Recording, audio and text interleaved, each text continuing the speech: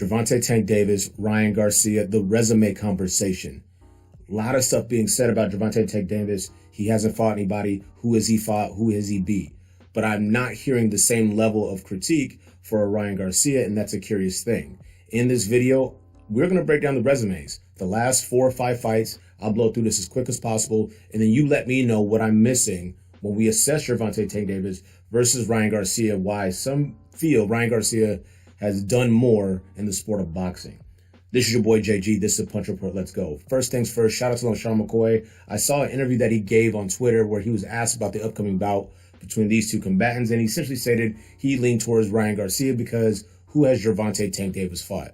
The interviewer was mad weak. I don't know who he was. He didn't do a great job at all. I would have simply retorted with, well, who has Ryan Garcia fought that would lead you to believe that he could beat Gervonta Tank Davis? Not to say that he can't, but based on available information or evidence, what have you seen from a Ryan Garcia that would lead you to believe he could beat a Gervonta Tank Davis? So what we're going to do is take a look at 4 or 5 fights from each fighter and just kind of measure them up and see what resume really stacks up.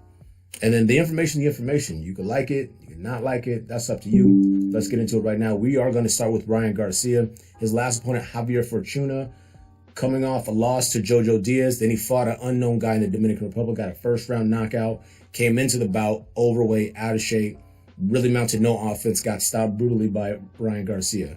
Moving right along, Emmanuel Togo, pretty much all of his fights, I think 96% of his bouts took place in Ghana. I think he has plus 30 fights. Let's say 26 of them were in Ghana, with 3 or 4, if the math is correct, taking place stateside. Relatively unknown guy, unheralded, and goes the distance with a Ryan Garcia. Luke Campbell, coming off a loss to Vasyl Lomachenko, steps up, fights Ryan Garcia, drops Ryan Garcia. Ryan Garcia goes on to come back, stop Luke Campbell. Luke Campbell's a respectable guy. I'm not going to knock him too much, but notable loss to Vasyl Lomachenko before Ryan Garcia, and then a little earlier in his career against my man that fought Devin Haney, fast hands, Jorge Linares. A notable loss to him. And then after that, after Luke Campbell for Ryan Garcia, you have Francisco Fonseca. Let's take a look at him real quick, because I don't know his. So Francisco Fonseca, he was coming off a draw before he fought Ryan Garcia, and ultimately got knocked out very, very quickly within 1 round. So that was real quick. 4 or 5. What I do? 1, 2, 3. 1, 2, 3, 4. And then Romero Duno. He's now the journeyman for life. He just got, I think he last got stopped by Frank Martin. But so I did 4 opponents. Fortuna coming off a loss and a no-name guy. Emmanuel Togo, unheralded, unknown guy. Luke Campbell, Olympic gold medalist, great experience, good fighter. A notable win, in my opinion, for Ryan Garcia. He gets it done. Francisco Fonseca, knocked out in the first round after coming off of a draw. That is Ryan Garcia's last 5 combatants, if you include Romero Duno. That is a shining resume that we are celebrating and uplifting in the sport of boxing. Let's switch over here to Gervonta Tank Davis. We scroll down here. We know he's coming out. He's fighting Ryan Garcia next, April 15th, Saturday, Las Vegas. Hector Luis Garcia coming up from 130 to 135, undefeated champion in the weight, gets knocked out, retires on the stool. That's Gervonta Tank Davis's last opposition. Before Hector Luis Garcia, Tank Davis took on undefeated puncher Rolando Rolly Romero. Infamous tape floating around out there of him lumping up Ryan Garcia pretty good. Gervonta Tank Davis knocks him out in the 6th round. Before that, Isaac Pitbull Cruz was an opposition for Gervonta Tank Davis. Replacement fighter, short notice fight took place on a Sunday. Goes the distance. Gervonta Davis breaks his hand, boxes beautifully, and makes a star out of Isaac Pitbull Cruz. Isaac Pitbull Cruz' last fight that he lost was in 2016.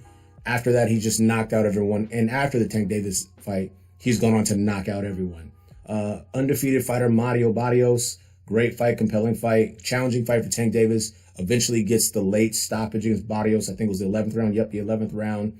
Barrios goes on to fight Keith Thurman at 147. Keith Thurman can't even stop Mario Barrios.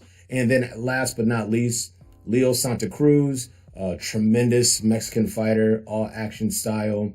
They fought, at the time they fought, Leo Santa Cruz had 1 loss to Carl Frampton, I believe it was, that he ended up avenging and regaining his titles. Won a bunch of fights after that, fought Davis, and got knocked out. So if I take another quick rundown, Hector Garcia, undefeated champion coming up from 130. A new guy, Rolando Romero, 16 or 17-0, I believe, undefeated, got knocked out. Isaac Cruz hasn't lost since 2016, knockout artist. An undefeated regular champion, Mario Barrios, who he defeats via TKO in the 11th round, and then Leo Santa Cruz. So if I'm thinking about Emmanuel Togo, Javier Fortuna, Francisco Fonseca, and all these guys, or Isaac Cruz, Mario Barrios, Leo Santa Cruz, Rolando Romero, undefeated, Hector Luis Garcia, undefeated, I'm struggling to see the assessment of Ryan Garcia has a decorated resume, but Gervonta Tank Davis does not. You got to make it make sense for me. Now, let me go to my speculation mode. The boxing world knows that Gervonta Tank Davis is on the precipice of really becoming next in the sport. He's close, but if he gets this done, the fight gets completed, and he gets a emphatic victory, the conversation is really, really over. And that's why the criticism is so high, because whether you hate him or you love him, you know he's great, you know he's tremendous. The numbers tell you that. He's a sensational, exciting fighter who can box and knock people out. And he's shown many wrinkles when he gets into the squared circle. Even the haters know this, and that is why they're hypercritical of anything he does or does not do. To insinuate somehow or another that Ryan Garcia has done more in the sport of boxing, has had a better career or a better resume, is absolute foolishness. You make it make sense to me.